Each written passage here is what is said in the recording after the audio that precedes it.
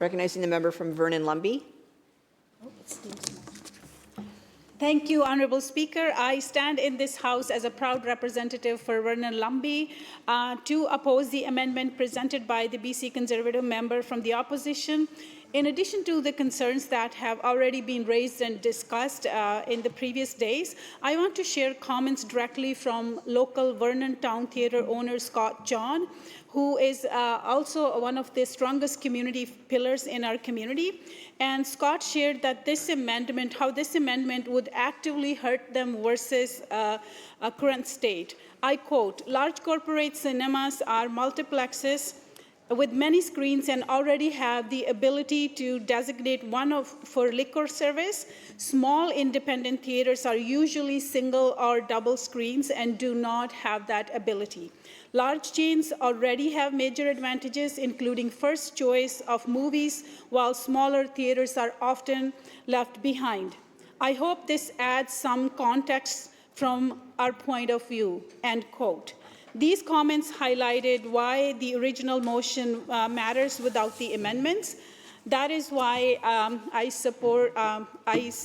oppose this amendment, and I want to thank you, member from Kootenay-Monashee, for his continued advocacy for rural communities and for bringing the original motion forward.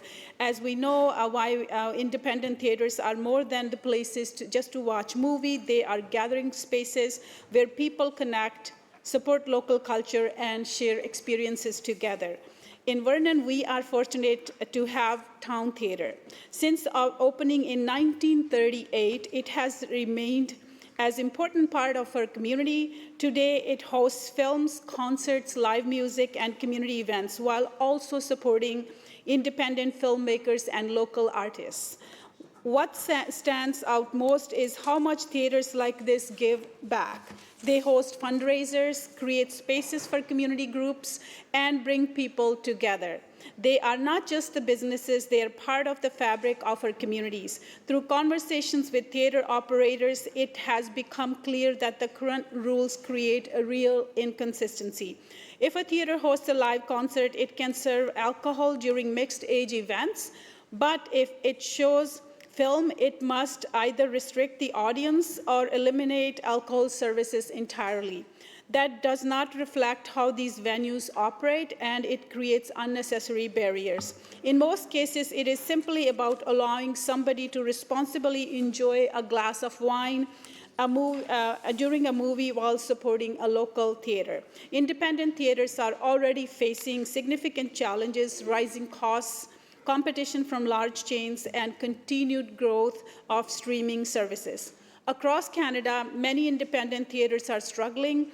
When these spaces disappear, we lose more than a business. We lose gathering places that help build community connection. One of the barriers they face in British Columbia is the restriction on liquor sales during mixed-age screenings.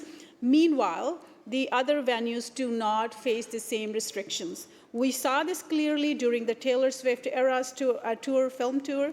Concert venues could serve alcohol during mixed-age events, while smaller theaters showing the same could not.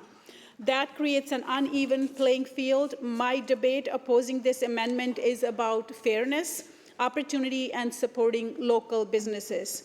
Motion without the amendment does not require theaters to serve alcohol.